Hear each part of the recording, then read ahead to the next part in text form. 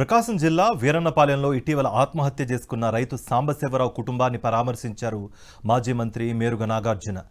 అన్ని విధాలుగా ఆదుకుంటామని వారికి భరోసా కల్పించారు. కూటమి ప్రభుత్వం రైతులను తీవ్రంగా ఇబ్బంది పెడుతోందని మేరుగ నాగార్జున మండిపడ్డారు. పండిన పంటకు గిట్టుబాటు ధర కల్పించకపోవడంతో అప్పుల పాలై అన్నదాతలు ఆత్మహత్యలు చేసుకుంటున్నారని వెల్లడించారు. వైఎస్ఆర్సీపీ ప్రభుత్వం పొగాకు పంటకు గిట్టుబాటు ధర కల్పించి రైతులను అన్ని విధాలుగా ఆదుకుందని గుర్తు చేశారు.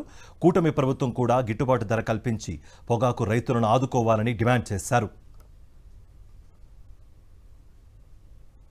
ఈరోజు కొనే నాదుడు లేడు. ఈరోజు 4,000 కూడా కొనటానికి ఎవరో ముందుకు రావటంలా. పండించిన పంట తగలేసుకుంటున్నారు. ఆత్మహత్యలు జరుగుతూ ఉన్నాయి. నేను ప్రభుత్వాన్ని ఒకటే అడుగుతా ఉన్నా, ప్రభుత్వం ఎందుకు కాన్సన్ట్రేటివ్గా లేదు? ఈరోజు ఒక్క పత్తే కాదు, మొన్న మిర్చి జరిగింది. మిర్చి రైతు కూడా అలో లక్షణ అంటూ ఉంటే జగన్మోహన్ రెడ్డి గారు వచ్చి మార్కెట్ యార్డ్ గుంటూరు వస్తే రాష్ట్ర ప్రభుత్వం స్పందించినప్పుడు వెంటనే ముఖ్యమంత్రి గారు కేంద్ర ప్రభుత్వానికి ఉత్తరం రాశాడు. లేదు 11,000 చిల్లరకు మేము కొంటాము, కొనిపిస్తాము, మద్దతు ధరను ప్రకటించాడు. ఈ రోజుకి మిర్చి రైతు విలవిల్లాడిపోతూ ఉన్నాడు.